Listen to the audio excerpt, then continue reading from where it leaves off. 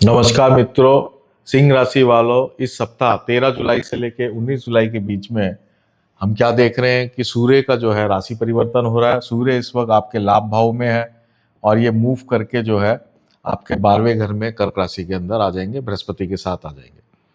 तो इसका क्या इम्पैक्ट पड़ने वाला है, तो सबसे पहले हम ये देख लेते हैं कि जो अभी ग्रह हैं वो क्या दे रहे हैं। सूर्य 11th हाउस में बुध के साथ हैं, तो ये आपको फाइनेंशियल बेनिफिट दे रहे हैं, ऑलरेडी दे रहे हैं और ये अभी चलता रहेगा 16 जुलाई तक।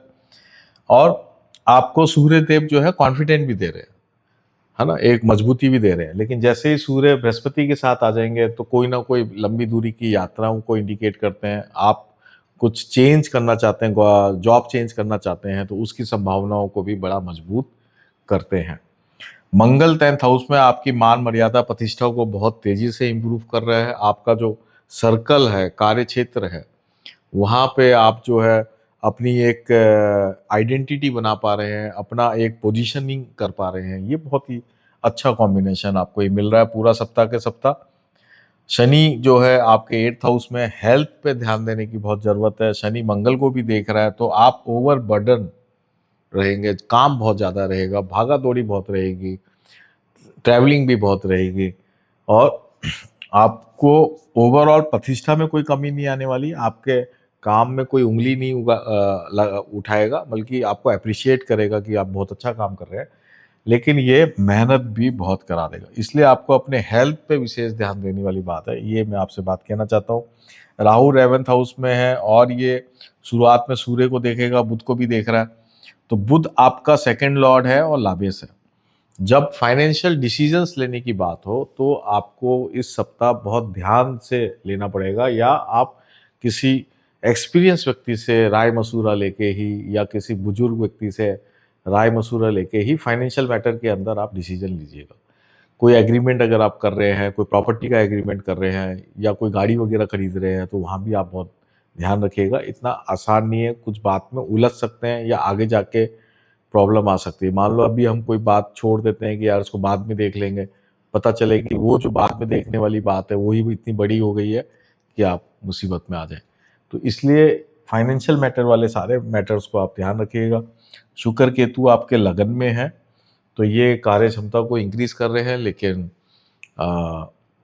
ये शुक्र केतु के कारण जो है आप हेल्थ पे आपको ज़्यादा ध्यान देना पड़ेगा। आपकी डायबिटीज़ बहुत हो सकती है, बीपी बहुत ज़्यादा हो सकता है, स्किन एलर्जीज हो सकती हैं। ये सारी प्रॉब्लम दिख रही है। शनि, शुक्र, केतु और सूर्य भी आपका जो है 17 तारीख को 12th हाउस में मूव कर जाएगा। तो आपको हेल्थ के लिए कोई ना कोई आपको उपचार करना पड़ जाए, ऐसा योग बनता है। सबसे बेस्ट मैं ये कहूँगा कि सूर्य बृहस्पति के साथ है, 12th हाउस में है, तो अगर आप नेचुरोपैथ के अंदर जा सकते हैं, आयुर्वेदिक केंद्र में जाके अपने आप को डिटॉक्स कर सकते हैं, उसके लिए ये बिल्कुल उत्तम समय है। 17 जुलाई के बाद आप जो है डिटॉक्स सेंटर में जाके आप अपना इलाज कराएंगे, तो उससे आपको बहुत फ़ायदा रहेगा, बहुत ही अच्छा रहेगा। अब कौन सा ग्रह बचा है? बृहस्पति बचा है। तो बृहस्पति जो है उच्च का होकर बैठा ही है, तो ये संतान को लेके चिंता को इंडिकेट करता है। कहीं ना कहीं संतान को लेके चिंता होगी। सूर्य के आने से वो चिंता थोड़ी कम हो जाएगी, लेकिन संतान पे कुछ ना कुछ खर्चा होता रहे, कोई ना कोई फाइनेंशियल मैटर उससे संबंधित चलता रहे, वो बात अभी भी इस पूरे 13 जुलाई से 19 जुलाई के बीच में लागू है। तो वो एक अलग बात है। लोन भी लेना पड़ सकता है संतान से रिलेटेड किसी भी मैटर के लिए। तो ये सारे ग्रह मैंने लगभग कवर कर लिए। टॉपिक वाइज बात कर ले तो हेल्थ मैंने बता दिया, कैरियर, वेल्थ, रिलेशन में एक बात और सॉरी बता देता हूँ कि राहु आपके 7th हाउस में है रिलेशनशिप के अंदर, और बृहस्पति आपके जो है 12th हाउस के अंदर है, शनि जो है 8th हाउस में है। तो कोई ना कोई रिलेशनशिप के अंदर भी एक अच्छा माहौल तो नहीं रहेगा, एक डाउटफुल सा माहौल रहेगा। आपको लगेगा क्या हो रहा है, शुक्र केतु भी साथ में है, प्रेम संबंध में खटास आ जाएगी, ऐसा आपको लगेगा। तो वहाँ भी आपको बहुत धैर्य रखने की बात है, पेशेंस की बहुत ज़रूरत है। तो इस वीक भी थोड़ा बुध भी वक्री है, छोटी छोटी बातों पे विवाद हो जाएगा, तो धैर्य रखें, पेशेंस रखें, कम बोलें। कम बोलने का वैसे भी योग चल रहा है, शुक्र केतु लगन में हो तो व्यक्ति को वैसे ही कम बोलना चाहिए, उसी से फायदा होता है। वो एक तरह से रेमेडी है ये। स्टूडेंट्स के लिए ओवरऑल एवरेज समय है, बहुत खराब भी नहीं है, बहुत अच्छा भी नहीं है, जब तक बुध वक्री है, सप्तमे पंचमेश आपका 12th हाउस में है, तो इतना आसान नहीं है स्टूडेंट्स को नई जॉब मिलना, नया काम होना इतना आसान नहीं दिख रहा है ना।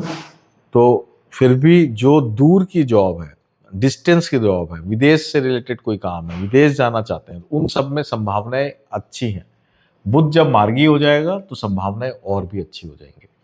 तो इस सप्ताह तो बुध मार्गी हो नहीं रहा है, तो इसलिए इस सप्ताह जो भी आपकी प्लानिंग है, स्टूडेंट्स की जो प्लानिंग है अपनी, उस पे आप मतलब बहुत कहते हैं ना कि बहुत सोच समझ के, सूझबूझ के साथ उस प्लानिंग को करें, नोट करके रखें। ऐसा नहीं है कि आप प्लानिंग बना ली, आप उसको जब एग्जीक्यूट करना चाहते हैं तो बहुत चीज़ें भूल गए। ये सब चीज़ें हो सकती है, तो इस बात का आप ध्यान रखें।